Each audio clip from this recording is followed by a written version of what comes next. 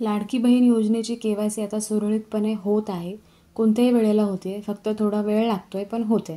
तर या ठिकाणी मुख्यमंत्री माझी लाडकी बहीण योजनेचे लाभार्थी KYC प्रक्रिया पूर्ण करण्यासाठी इथे क्लिक करावे. त्यावर क्लिक करून घ्यायचं. क्लिक केल्यानंतर तुम्हाला या ठिकाणी लाभार्थी आधार क्रमांक टाकण्यासाठी सांगितलं आहे. तिथे तुमचा आधार क्रमांक टाकायचा. बाजूला जो कॅप्चा कोड दिला आहे तो कॅप्चा कोड ह्या बॉक्समध्ये टाकून घ्यायचा. खाली जे संमतीपत्र आहे ते वाचून घ्यायचं. वाचून घेतल्यानंतर त्याच्या खाली जो छोटा बॉक्स दिसतोय तिथे मी सहमत आहे म्हणून टिक करायचा आणि इथे OTP पाठवावरती क्लिक करायचा.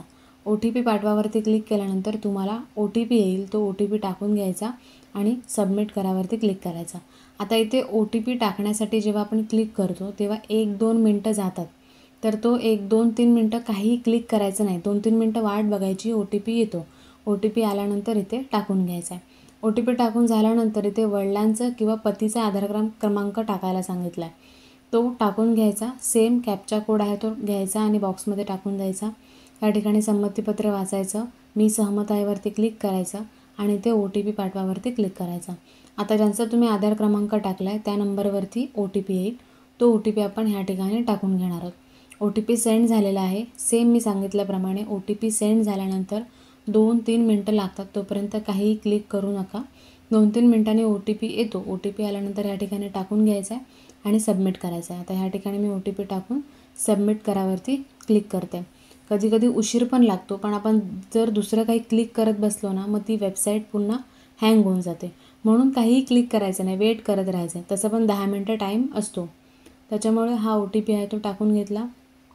OTP टाकून झाल्यानंतर या ठिकाणी तुम्हाला अजून 2-3 ऑप्शन येतील. ते ऑप्शन भरून घ्यायचे. OTP समाविष्ट करताना पण तिथे टाईम लागतो. तर आपण परत एकदा क्लिक केलं तर साईट हँग होऊन जाते.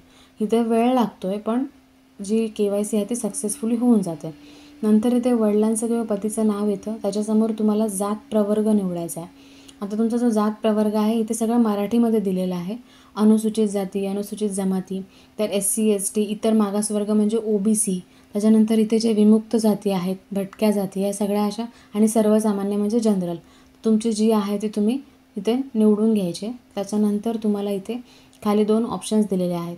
माझ्या कुटुंबातील सदस्य नियमित कायम कर्मचारी म्हणून सरकारी विभाग, उपक्रम, मंडळ, भारत सरकार किंवा राज्य सरकारच्या स्थानिक संस्थेमध्ये कार्यरत नाही किंवा निवृत्तीवेतन घेत नाही. तर ह्या ऑप्शनला आपल्याला होय करायचं आहे.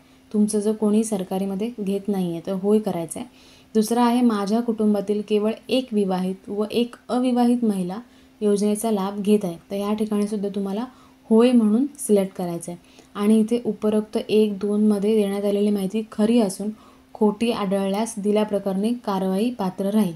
हे जे आहे ते सिलेक्ट करून घ्यायचं आणि या ठिकाणी समाविष्ट करावरती क्लिक करायचं.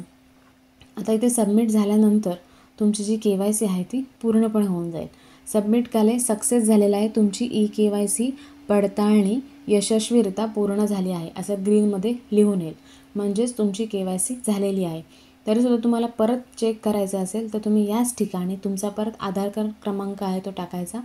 कॅप्चा कोड बाजूला दिलेला आहे तो कॅप्चा कोड टाकून घ्यायचा आणि संमतीपत्रावरती संमती आहे म्हणून करायचं आणि OTP येईल तो OTP टाकून सबमिट करायचं. तुम्हाला तुमची KYC पूर्ण झालेली आहे असं पुन्हा ग्रीनमध्ये लिहून येईल. अशा प्रकारे तुमची KYC आहे ती पूर्ण करून घ्या आणि ज्यांच्यासाठी हा व्हिडिओ महत्त्वाचा आहे त्यांच्यासोबत तुम्ही शेअर करू शकता.